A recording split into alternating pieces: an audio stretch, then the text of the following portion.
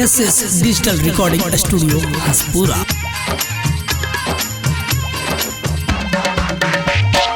ससुरा में जान हमर ससुरा में जान हमर होली खेले आई हा।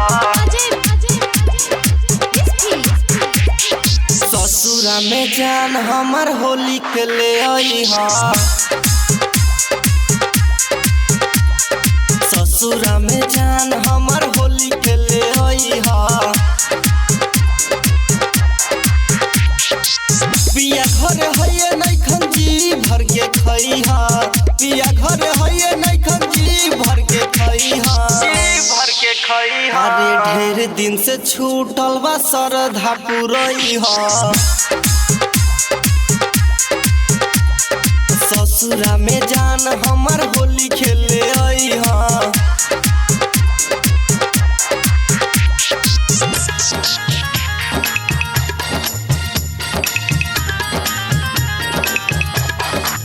ससुरा में जान हमर जान हमर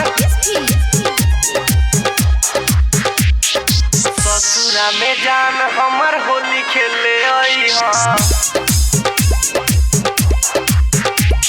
ललका पियर का डाल के रंग दिहा दोनों खलका। होली के मजा ली है राजा चुली हाँ दोनों उठलका। चुली हाँ दोनों उठलका।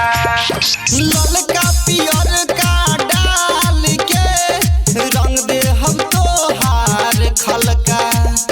होली के मजा ली है राजा चुली हाँ तू उठलका। चुली हाँ दोनों उठलका।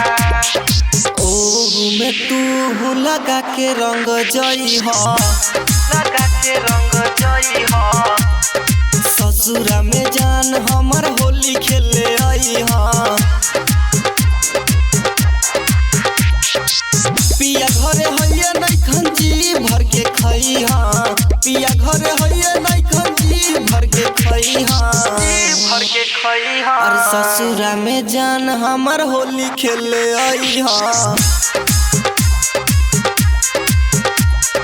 ससुरा में जान हमर होली खेले आई हा।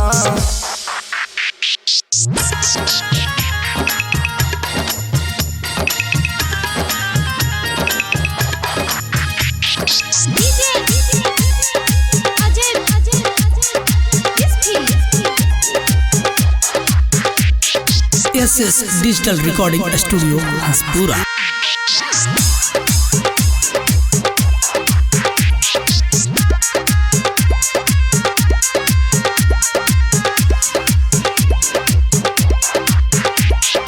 पिचकारी हमर गरम भइल देखी के तोहार चोटी हो।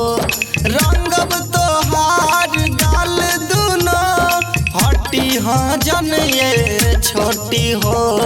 हटी हाँ जन ये छोटी हो। पिचकारी हमर गरम भइल देखी के तोहार चोटी हो। रंगब तोहार गाल दुनो हटी हाँ जने छोटी हो। हटी हाँ जने छोटी हो। बिना दीपक से जानी तू ल जाई हा। ससुरा में जान हमर होली खेले आई हा। ढेर दिन से छूटल बा सरधा पुरई हा। ढेर दिन से छूटल बा सरधा पुरई हा। सरधा पुरई हा। अरे ससुरा में जान हमर होली खेले आई हा। ससुरा में जान हमर होली खेले आई हा। SS digital recording studio Hanspura.